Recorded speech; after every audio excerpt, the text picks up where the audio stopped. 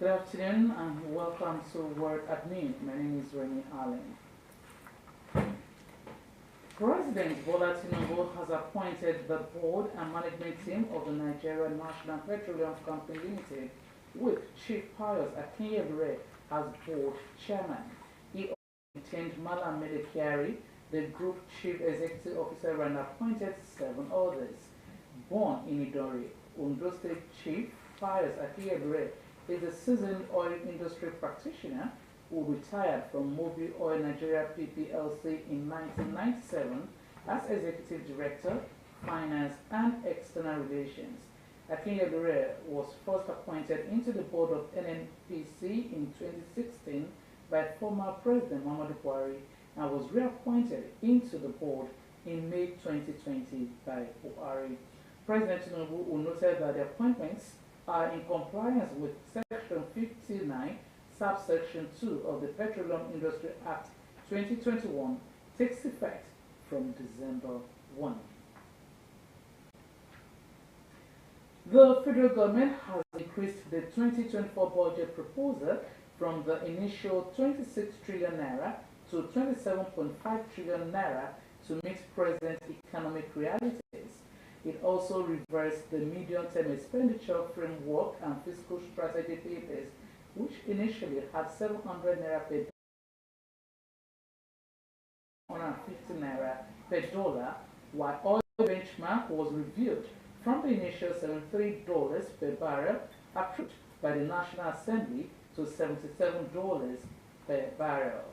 The Minister of Budget and Economic Planning, Atiku Bagudu, who disclosed these at the end of the Federal Executive Council meeting presided over by President Bola Tinubu in Abuja, said further details of the budget would be released when the President presents the budget to the National Assembly tomorrow. Bagudu disclosed the forecast revenue for 2024 to be 18.2 trillion naira, explaining that it was higher than the 2023 revenue, including what was provided in the 2 supplementary budgets. Minister of Aviation and Aerospace Development, Festus Keyamo, says President Bola Tinubu will determine the next step for Nigeria Air Project. The minister revealed that some Ethiopian Airlines required another critical look in the interest of the nation, citing waivers and the staffing arrangements. Keyamo, who gave the clarification in Abuja, explained that the Nigeria Air Agreement being implemented, it would have created a monopoly for Ethiopian Air at the expense of other local airliners. He argued that it would be irresponsible of the federal government to follow through on a deal that gives monopoly of Nigeria's aviation industry to a foreign entity. Women journalists have been encouraged to keep promoting the cause of the female folk in society. Stakeholders in the pen profession gave the tips at the just concluded Triennial National Delegates Conference, tagged Abuja 2023. Omonola Ngbeji reports that it was the 11th conference to be held since the establishment of the association 34 years ago. Her report. From all parts of the country, members of Nigeria Association of Women Journalists, NAWOJ, arrived Mariam Babangida National Center for Women Development Central Business Districts, Abuja, for this year's national conference.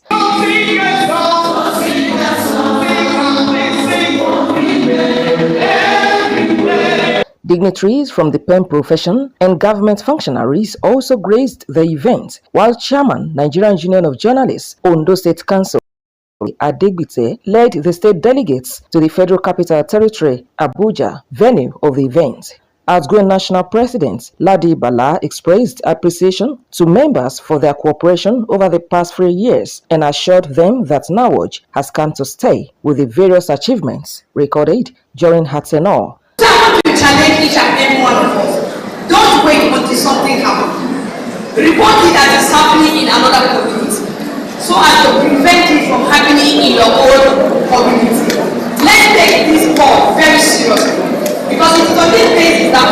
Chairperson of the event, Mrs. Moji Makonjola, who saluted the 34 years of existence of NAWOJ, reminded all of the vision of the association, which is to promote and give women voices in society. We are talking of a congregation of women with same purpose. The purpose to show the world that women can deliver. Women can make things work. Women are capable of leadership. Others, including NUJ National President Chris Isiguzo, called for peace and unity, which they described as a cornerstone for progress. Our oneness, our unity as women will be held with great pleasure. The NUJ is committed to extending the necessary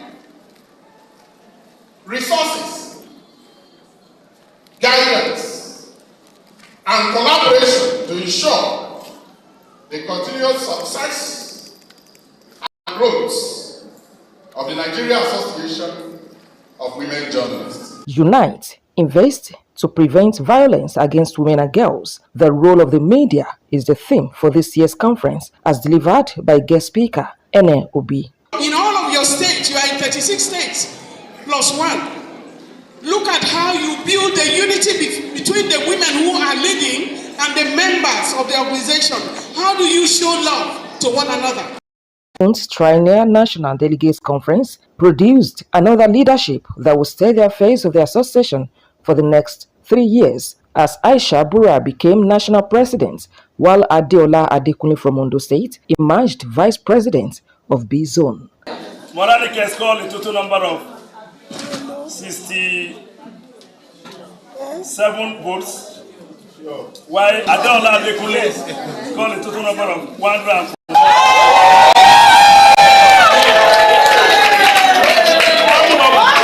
Omonyola Mbiji, Osrc News.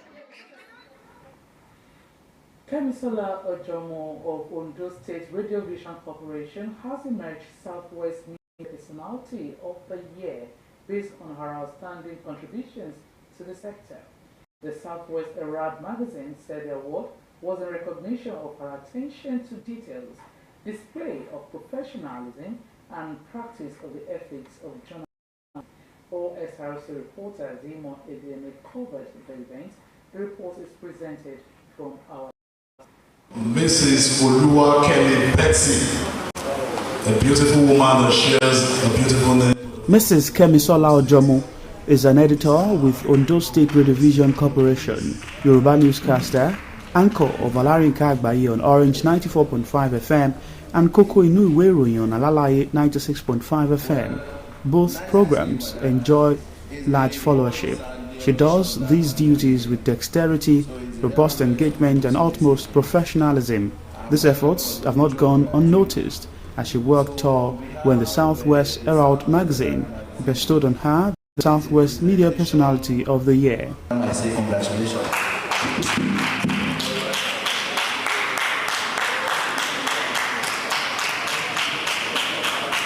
The publisher of the magazine, Mr. Oluwatayo Adu, said his organization has kept tab on Mrs. Ojomo for a while and observed that she upholds ethics of journalism profession.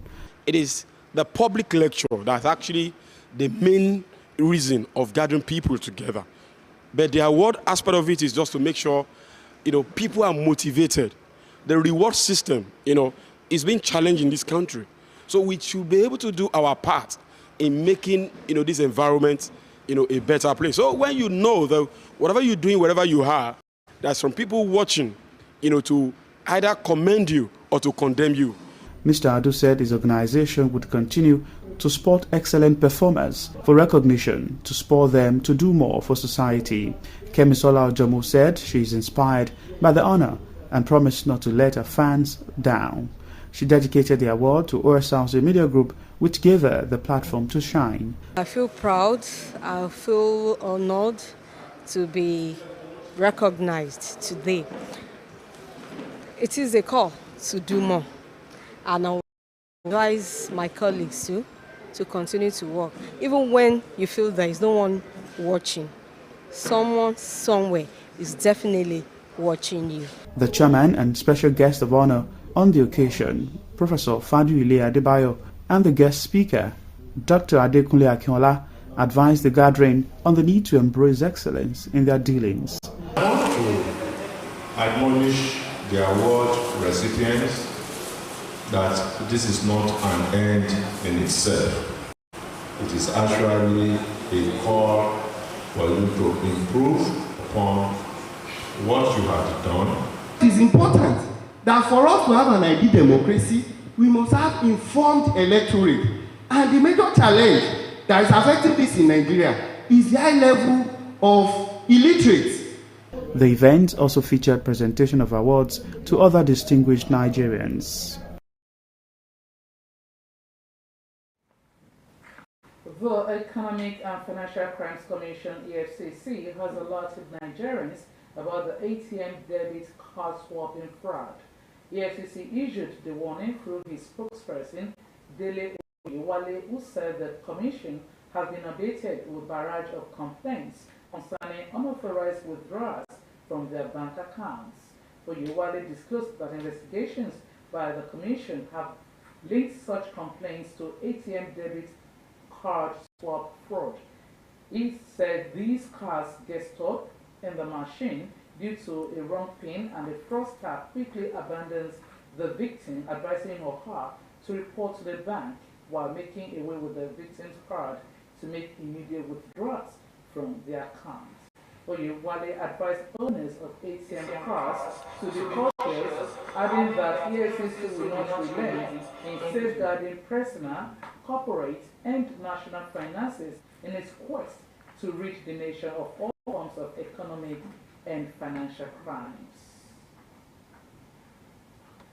The People's Democratic Party (PDP) in Lagos State says it had resolved to challenge the appeal court ruling, confirmed Governor Babajide Sanwo-Olu as winner of March 18, 2023 governorship election in the Supreme Court.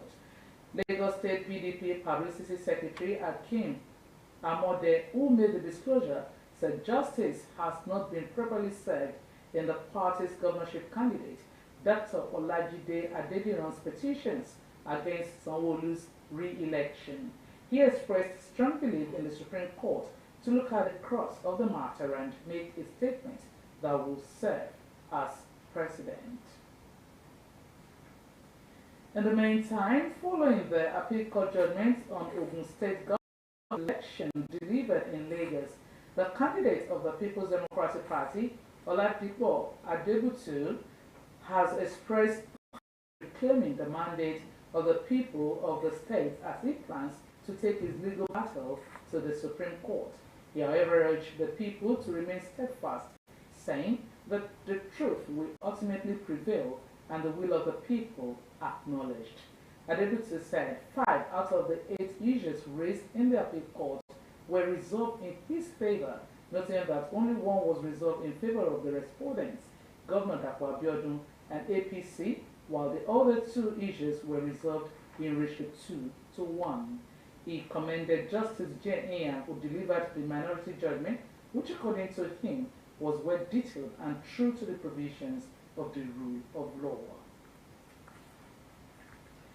The Public Accounts Committee, part of the House of Representatives, has commenced a full-scale probe into alleged mismanagement of public funds from 2020 to 2023. Addressing the opening session, the chair of the committee, Bamidele Salam, said the committee is probing no fewer than 60 NDAs over several billions of naira intervention funds allocated to them during the COVID-19. He urged the Accountant General of the Federation, whose office was very important to the assignment, to make available relevant and competent personnel to the committee to facilitate the assignment. Minister of the Federal Capital Territory, Nyesom Wike, has urged consulting engineers to explore opportunities for collaboration, knowledge sharing, and the advancement of consulting practices in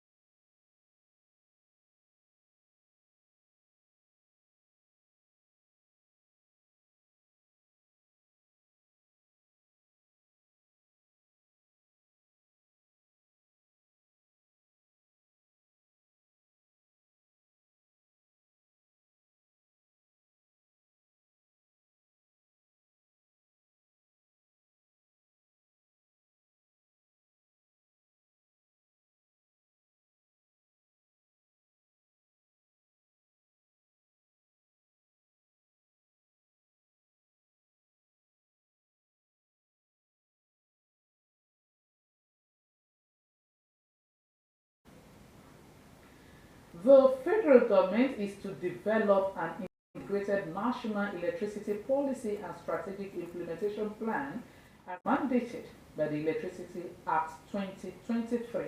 Minister of Power Adebayo Adelabu made this known in Abuja at the Nigeria Electricity Management Services Agency Roundtable for Legislature, Judiciary, and other stakeholders.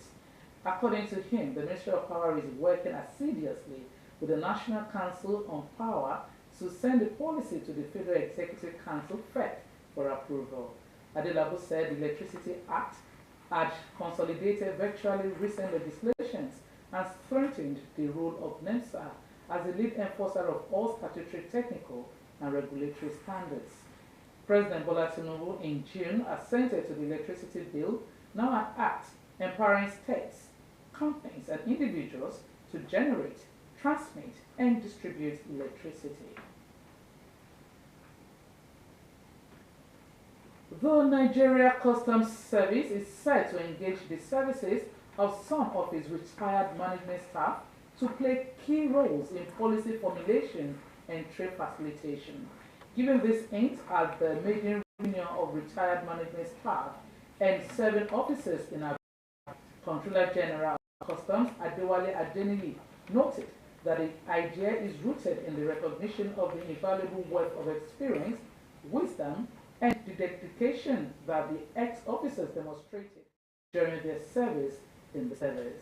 He said that the reunion is our way of re-establishing and strengthening those roots that connect the past, present, and future of Nigeria Customs Service. Adeniyi emphasized the need to bridge the past and current generations officers, adding that the practice was well rooted in frontline organizations in the country. World Health Organization WHO has raised the alarm over the increasing rate of tuberculosis infection in Borno. The organization head of mission and country representative, Dr. Walter Malumbo, expressed the concern during the Northeast Nigeria 13th WHO-N10 Joint Operations Review in Yola. The WHO country representative explained that Borno could be a ticking bomb for tuberculosis explosion in Nigeria, while expressed its readiness to work with the government to address the problem. Mulombo urged stakeholders to take action to accelerate help and to achieve the UN Sustainable Development Goal of leaving no one behind. Coup leaders in Niger have overturned an 8-year-old law criminalizing migrant smuggling in the country. The legislation allowed authorities to take action against smugglers who transported migrants through Niger's vast desert onto Libya and Europe. But President Mohamed Bazoum, who had worked with the EU to stem the flow of people across the Mediterranean, was overthrown in July in a coup. General Abdurrahmane Tichani has since declared himself the new head of state. His ruling junta announced the repeal in a statement, saying the law did not take into account the interests of Nigeria and its citizens. An accident at a mine in South Africa has killed 11 workers and injured 75. Impala Platinum Chief Executive Nico Mola described it as the darkest day in the company's history. The company said the accident involved a winding rope connected to a lift which hoists people up and down the mine shaft. About 50 deaths were recorded in South African mines in 2022, down from 74 in the previous year. Yafa Hadar, an 85-year-old Holocaust survivor, was one of the first 30 hostages released from Gaza after 49 days in Hamas captivity. The great-grandmother was kidnapped by Hamas from Kibbutz Nahal Oz on a golf cart on October 7 and has now been reunited with her family at Wolfson Hospital in Holland. Akintude Akishimola has more details. This is the moment 85-year-old Yasser Ada was released from Hamas captivity, 49 days after she was kidnapped from her home in Nir Oz Kibbutz.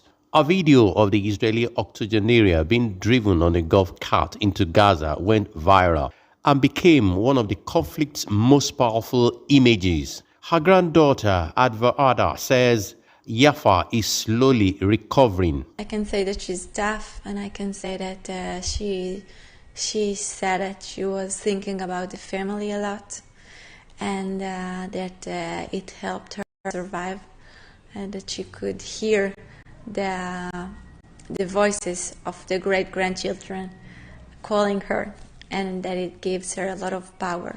Ada was among the first 24 hostages released from Hamas captivity under an Israeli-Hamas truce. The 4-day truce agreed last week is the first halt in fighting since Hamas attacked Israel on the 7th of October, killing 1,200 people and taking about 240 hostages back into Gaza. In response, Israel has bombarded enclave and mounted a ground offensive in the north. Gaza health authorities say more than 14,000 Palestinians have been killed and hundreds of thousands displaced. Adva Ada says a grandmother is now learning the fate of a family and community, including her grandson Tamir, who is still being held hostage in Gaza. It's hard, and she's worried. She gives us a lot of motivation to keep fighting for the other hostages. She really wants to be a part of this fight to bring them all back home. So she's all in. Just want to know how can she be part and how can she help. Akintunde Akinshimola for Osrc News.